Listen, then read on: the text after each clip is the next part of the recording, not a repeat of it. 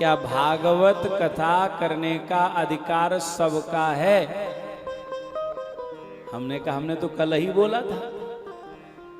पहले लिखा था कलयुगे सर्वे ब्राह्मणा आचार्या, और अब हमने प्रमाणित कर दिया है कलयुगे सर्वे जना आचार्य। अब जितने भी ये खोपड़ी धारी हैं सब आचार्य।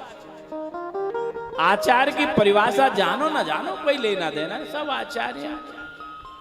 भागवत कहने का अधिकार किसी का नहीं है, किसी का नहीं। फिर ये रुंड मुंड सुंड भाग रहे, ये कौन है? ये कलयुगी कीड़ा। जैसे गिजाई ना हो बरसात में, अब यहाँ होएंगे ना, हमारे खेतन में तो बहुत होए करें गिजाई है।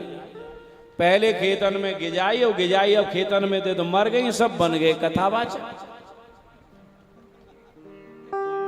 कौन बन गए? मेरी बात अन्यथा ना लें। क्या सच में अपने आप से पूछता हूं, क्या कथा कहने के हम में लक्षण हैं जो भागवत में लिखे हैं? महात्मा के 6 अध्याय भागवत कथा वाचक बनने से पहले, कथा कराने से पहले, कथा सुनने से पहले आप ईमानदारी से सुनना शुरू कर दीजिए, पढ़ना शुरू कर दीजिए। आपको समझ में आ जाएगा जो मैं कह रहा हूं वो सही है कि गलत है।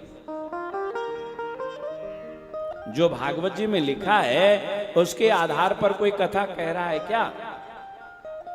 बताइए।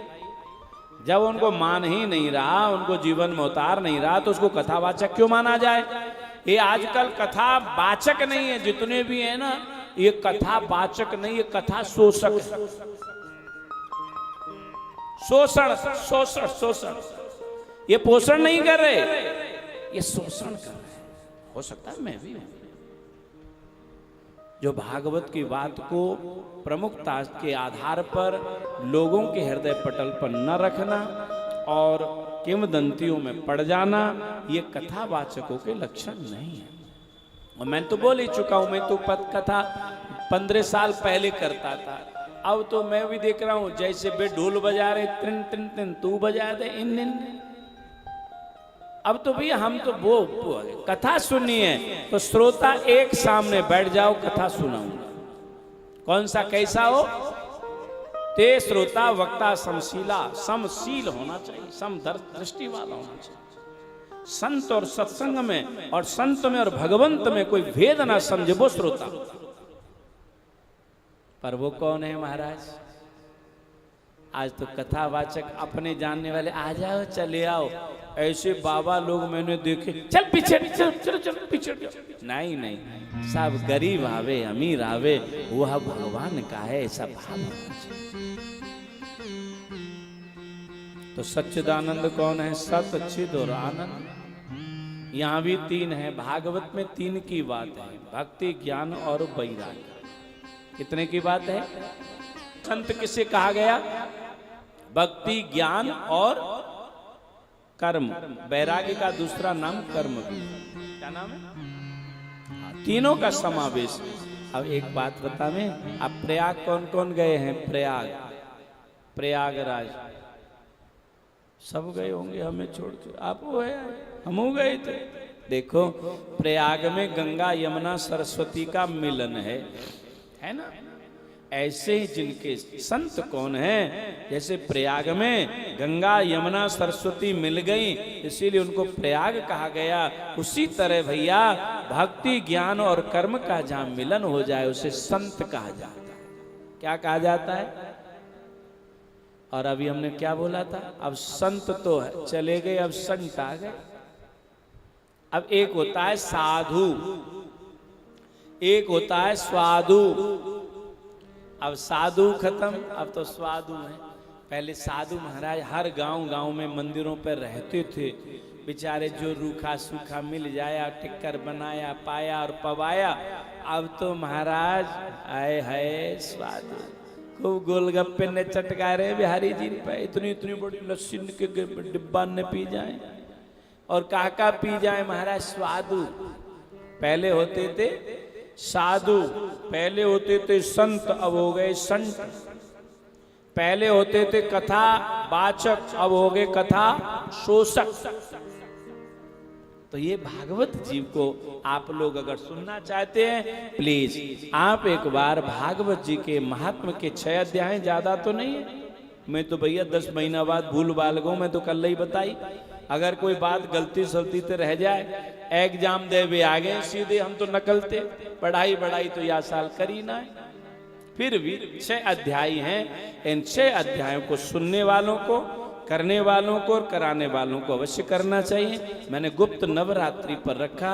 गुप्त नवरात्रि जजमानों के लिए नहीं है, ये साधकों का ये पर्व होता है।